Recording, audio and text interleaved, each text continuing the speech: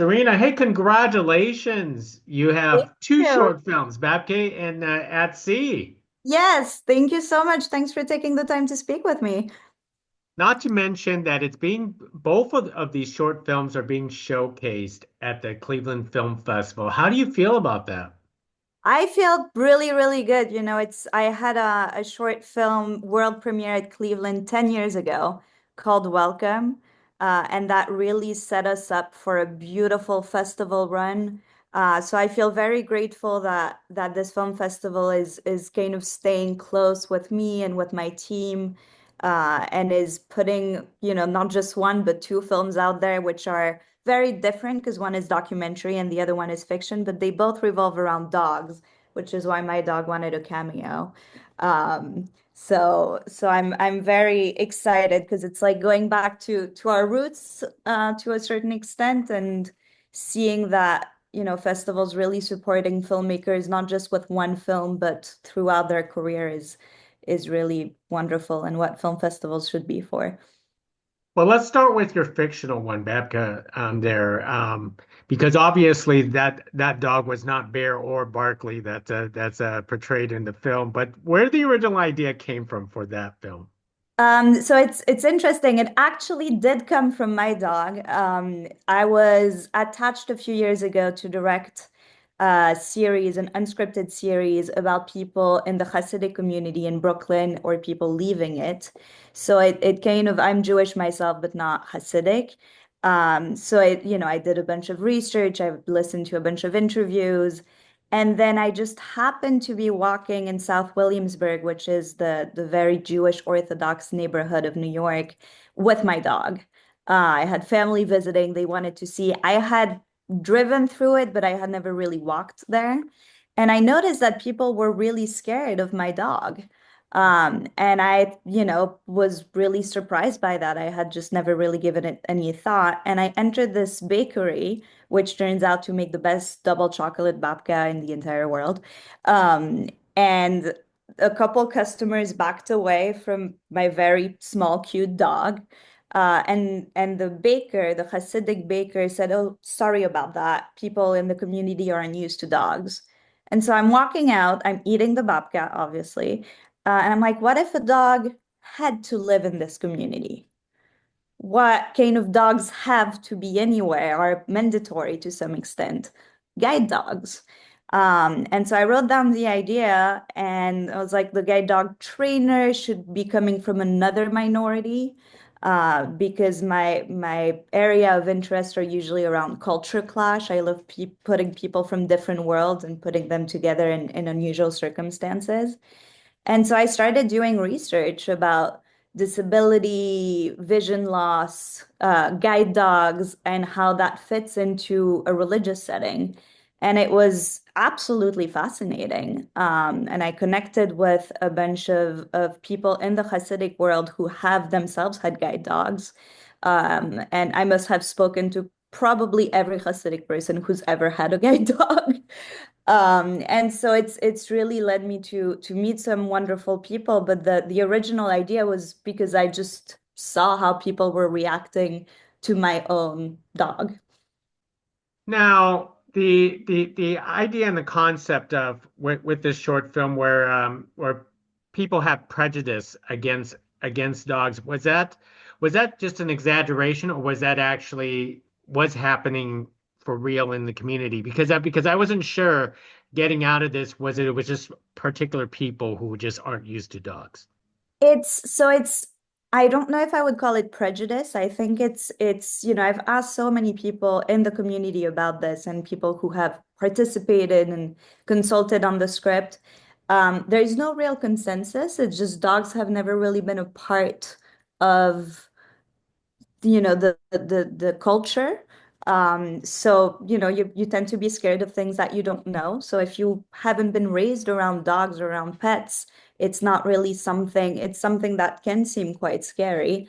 So it's pretty representative, at least of all the people I've heard and spoken to, and also just, we shot on location with an actual guide dog, and just seeing how real people reacted to the dog was exactly like what we were doing in the film. So it was this mirror moment. But what was beautiful is that just like it happens in the film, once people understand how incredibly useful a guide dog can be and how nothing can do what a guide dog can, they tend to fully accept it and embrace it. It doesn't mean they're gonna go and pet it, but they understand the use of the dog. So it really goes through this journey of not knowing, not understanding, to once explain, they're like, oh, it helps the person have autonomy, it helps them be pious, it helps them keep their livelihood, keep their job, whatever it is. And so they tend to be completely open to it once they understand what it's for. Well, one more question about this Sure. short film is how did you come to the decision of what type of dog in introducing Barkley to play Bear? Great question. So Barkley is a German Shepherd. I've done so much research about guide dogs, and most guide dogs are labs nowadays. But there's a bunch of guide dogs that are German Shepherds. It's kind of the second breed that's used.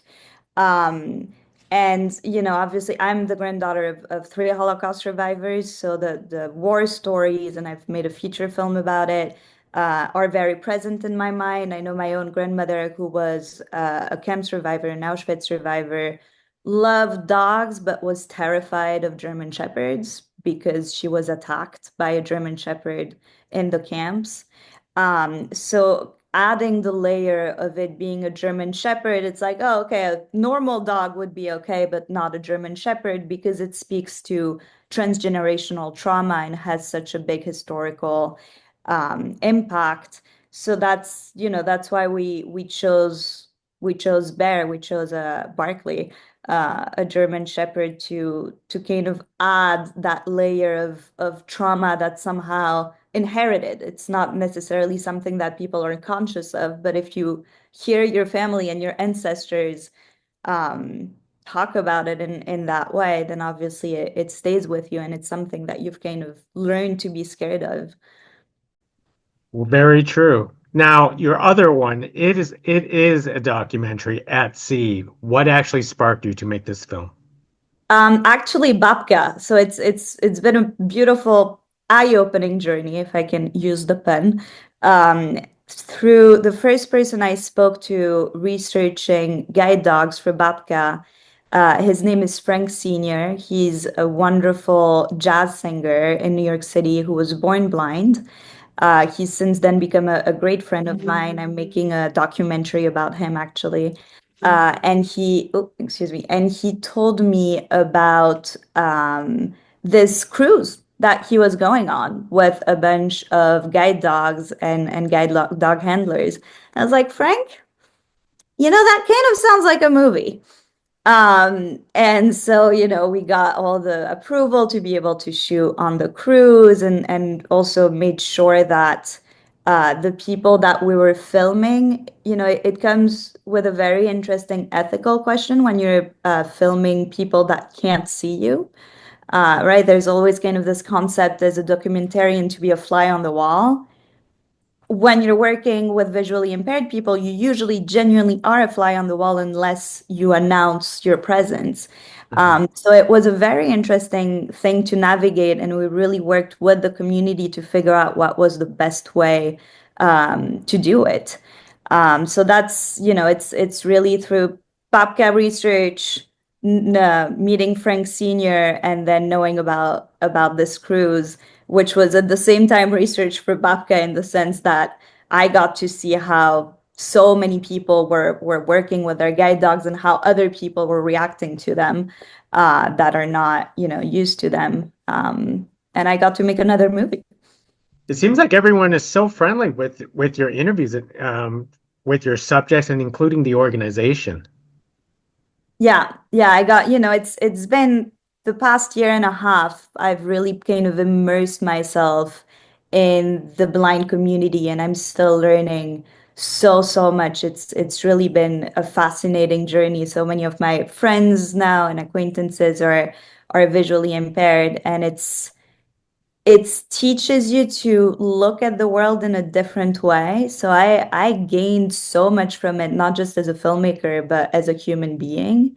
Um, and it's been trial and error, and I'm sure there are things that I'm not doing right, and then every person's different as well. But people have been, it's more than just welcoming. People have been very eager to have their stories told.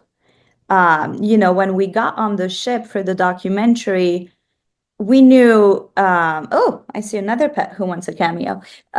We knew Frank, and his wife, Millie, but we didn't know any of the other people. They had no idea we were coming on. Um, and it just, we're like, if anyone wants to be interviewed, and people really wanted to tell their story. And yeah, the same thing happened with Babka in terms of research. I reached out to one person, and those people just kind of I just kept having people calling me, and they're like, oh, we hear you want stories. And those people weren't even to be on camera or anything. They were really happy that someone cared about what they were going through as either travelers or as people between, religion and disability, and to finally have the spotlight put on them. So yeah, it's been really wonderful, and I hope that I can do it justice. And you certainly did, especially introducing Nefertiti as the narrator. Can you talk about that decision? Because it seems like, it's not me that just is the only audience, but you broaden out the audience for your short film.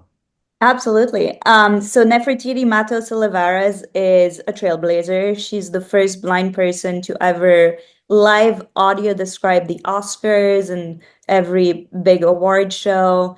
So AD, just as a explanation, is a audio description. So it's closed captioning for the visually impaired, and it's more and more common. You see it as an option on Netflix and on a lot of streamers right now. And it's something that, to be transparent, I didn't know existed a year and a half ago. Right. And I was talking to all those people, and they're like, when your movie comes out, I hope it has AD. I'm like, what's AD? Um, and so I learned more about it. And when we were shooting at sea, obviously I wanted to make sure it would have AD because I want to make sure that it's accessible to the people I'm making it about. And then I'm like, but actually, what if AD was a part of the narrative? We're trying to show sighted people what it's like to experience life without sight. So how about we fully incorporate that inside the narrative? And so we decided, I consulted with Nefertiti, who had consulted on Babka and is, kind of a quality control consultant from disability and accessibility standpoint. And talked it through with her and with my editor, and